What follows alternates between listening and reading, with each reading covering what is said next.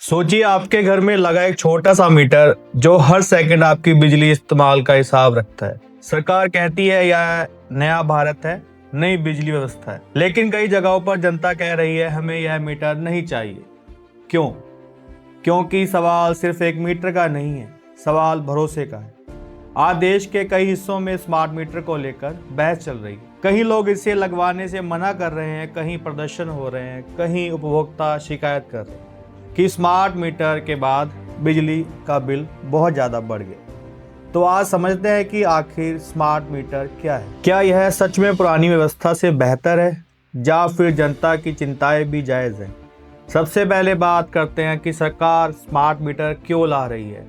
भारत में बिजली वितरण व्यवस्था में एक बड़ी समस्या रही है, बिजली चोरी, गलत रीडिंग, लाइन लॉस। इसी को सुधारने के लिए केंद्र सरकार ने रिवैम्प डिस्ट्रीब्यूशन सेक्टर स्कीम यानी RDSS शुरू की, जिसके तहत बड़े स्तर पर स्मार्ट मीटर लगाए जा रहे हैं।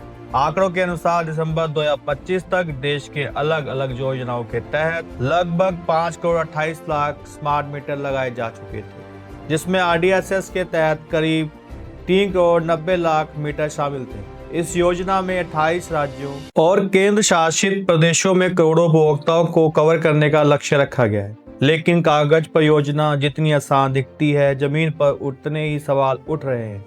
अब समझते हैं पुराने मीटर और स्मार्ट मीटर में फर्क।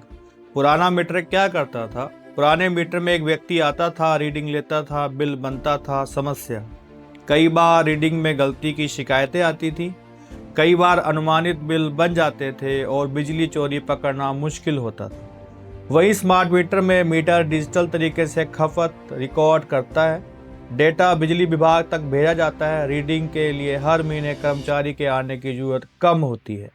सरकार का दावा है कि इसके लिए बिलिंग सिस्टम ज़्यादा पारदर्शी होगा और बिजली चोरी पर रोक लगेगी, लेकिन जनता के सवाल भी सुनना जरूरी है। कई उपभोक्ताओं का कहना है कि सालों से हमारा बिल 500 से 700 रुपये आता था, स्मार्ट मीटर लगने के बाद हजारों में कैसे पहुंच गया।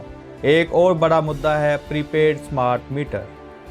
कुछ जगहों पर स्मार्ट मीटर को मोबाइल रिचार्ज की तरह चलाने की व्यवस्था लाई जा रही, मतलब पहले पैसा जमा करो, बिजली इस्तेमाल करो।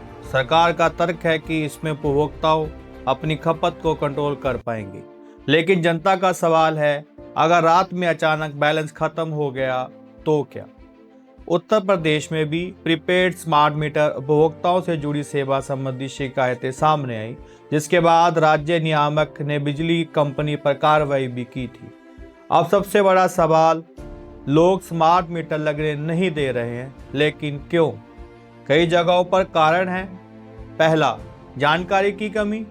बहुत से लोगों को यह समझाया ही नहीं गया कि स्मार्ट मीटर कैसे काम करेगा।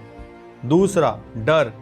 लोगों को लगता है कि कहीं बिल ज़्यादा ना आने लगे।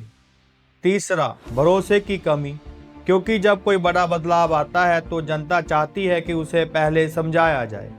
अब सवाल सरकार से भी है, अगर स्मार्ट मीटर इतना फायदेमंद है तो क्या सरकार और बिजली विभाग ने हर इलाके में जाकर लोगों को डेमो दिया? क्या लोगों को लाइव दिखाया गया कि पुराने मीटर में रीडिंग कैसे होती थी, स्मार्ट मीटर में रीडिंग कैसे होगी, बिल कैसे बनेंगे, शिकायत कहाँ होगी, डेटा कैसे सुरक्षित रहेगा? क्योंकि सिर्फ मीटर लगाना आसान है, लेकिन जनता का विश्वास जितना ज़्यादा जरूरी है। तकनीक का विरोध करना समाधान नहीं है, लेकिन जनता की शिकायतों को नज़रअंदाज करना भी सही नहीं है। स्मार्ट मीटर तभी सफल होगा जब तक सिर्फ स्मार्ट मशीन नहीं बल्कि स्मार्ट व्यवस्था बने, क्योंकि बिजली का कनेक्शन सिर्फ तारों से नहीं चलता है, वो चलता है भरोसे से। आपकी राय क्या है? स्मार्ट मीटर बिजली व्यवस्था का भविष्य है या जनता के लिए एक और नई परेशानी? मैं इसके लिए एक और डिटेल्ड वीडियो आपके साथ लेके जल्दी ही आऊँगा, जिसमें आपको सारी आज की बिजली व्यवस्था, उसके साथ साथ जितने मीटर्स के साथ इश्यूज आपके सामने आ रहे हैं उनके लिए एक डिटेल्ड वीडियो है। उसको देखने के लिए फॉलो करिए कुलविंदर टॉक शो को और बने रहिए हमारे साथ।